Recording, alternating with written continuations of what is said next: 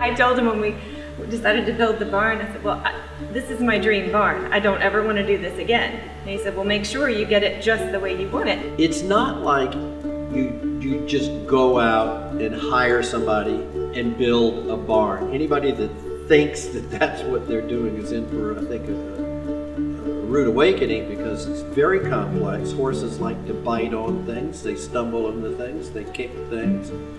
And the way the doors are configured, the way the gates are configured, the way the wood is set, all the little components, you're really trying to accomplish two things. You want it to be practical, useful.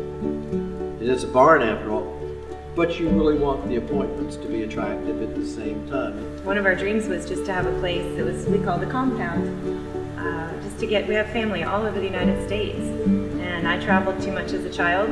He traveled a lot through his career, and we wanted to be the ones that didn't move, and everybody could come to us. It's sort of a unique place like that, where you can have that sense, maybe of being a little European, old-fashioned, and we both like that. You know, it's supposed to be fun, right? And the other thing sometimes I started,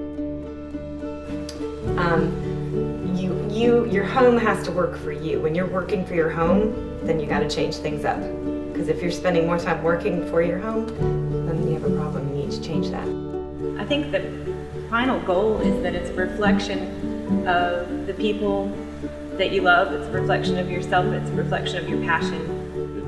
It's children, grandchildren, extended family, friends. This is really why we're fortunate enough to really extend our own vision of it to more of a family compound. Everybody's happy. I mean, I think that was the whole point we've done with our home here and our property here, is we kind of make it so that there's something for everybody.